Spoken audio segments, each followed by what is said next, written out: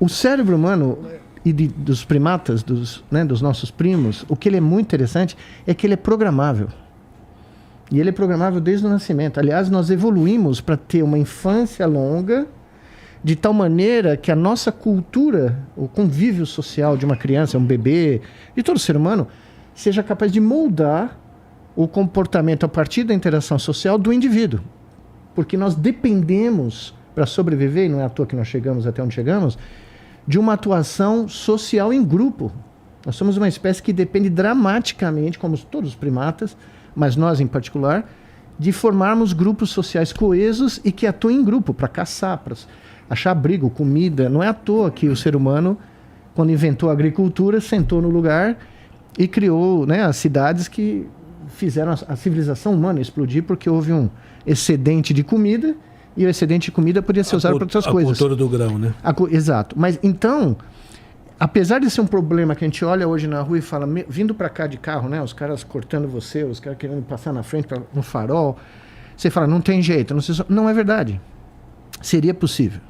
Seria possível se a gente mudasse a forma dessa programação. Então, esse mudar, Nicoleles, décadas, né?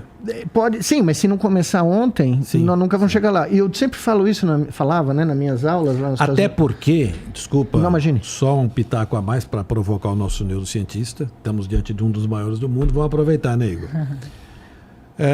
Cria-se, Miguel, diante disso, diante dessa característica humana que tem da convivência, uma falsa relação de que a gente se mostra como tal e age como egoísta. Sim, sem dúvida. Porque quer dizer, o cérebro também fica moldado a isso. Ele acostuma a fazer isso. E a partir daí, para mudar isso, essa é a minha queixa, a minha reclamação. Não, mas o cérebro é um camaleão. E o problema que eu passo por maior neurocientista mas que nós temos o cérebro é um camaleão. Se você impuser regras de sobrevivência ou de ganho para o cérebro... Então, por exemplo, você pega uma criança hoje... Não sei se você já notou, no aeroporto, em qualquer lugar, no shopping, a criança começa a chorar, passa um telefone para a criança. Já para sossegar. A criança não aprendeu a falar ainda. Essa criança não aprendeu a interagir ainda. Ela já está usando o dedo, porque ela aprende a fazer os movimentos, né, para fazer isso daqui. Você está programando essa criança. Você está dizendo para o cérebro dela, olha, é isso que você tem que ser. Você tem que ser um zumbi digital para você vencer nesse mundo, porque essa é a regra do jogo. O cérebro está aqui, ele não está aqui para reproduzir para nós a realidade como ela é. Ele está aqui para reproduzir uma realidade que maximize a nossa chance de sobreviver. O verdadeiro criador de tudo.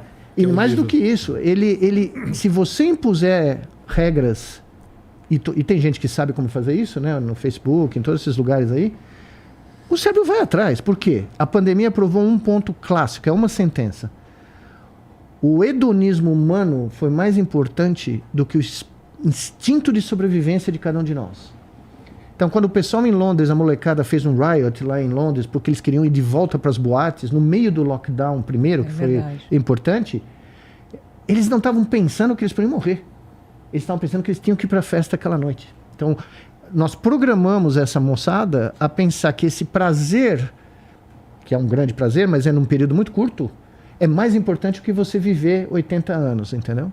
Porque ninguém fala. Uma molecada que pegou ali o Covid, 30% deles vão ter Covid pro resto da vida, que é o Covid crônico. Agora, professor, tem um livro, Igor, muito assim, impactante, o título dele, que é A Fábrica dos Cretinos Digitais, que é como é chamado, é um neurocientista, se não me engano, francês, que é Michel Demouget, que fala que essa é a primeira geração em que as crianças vão ser mais ignorantes do que a geração passada, por causa do uso do celular. Eu tenho 2 filhos pequenos, então esse é um tema que recorrente, a gente respira isso, porque você hoje tem uma dificuldade imensa de não dar o celular para as crianças, até porque as escolas já usam isso.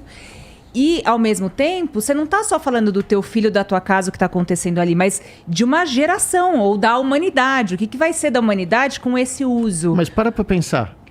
Se hoje alguém entrasse na internet, tivesse o poder de entrar na internet e reescrever toda a história da humanidade do jeito que ele quiser, tá? O chat GPT aí, vai. É que é um assunto que a gente tem que falar. Se você quiser reescrever lá, o Hitler ganhou a Segunda Guerra Mundial, né?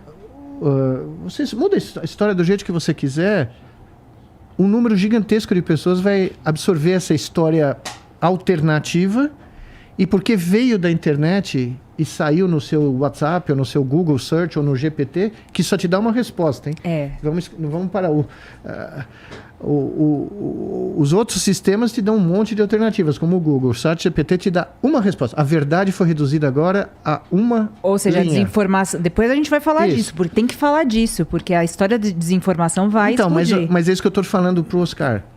O cérebro, ele vai atrás do que ele acha que vai maximizar a sobrevivência dele, como indivíduo e como membro do grupo.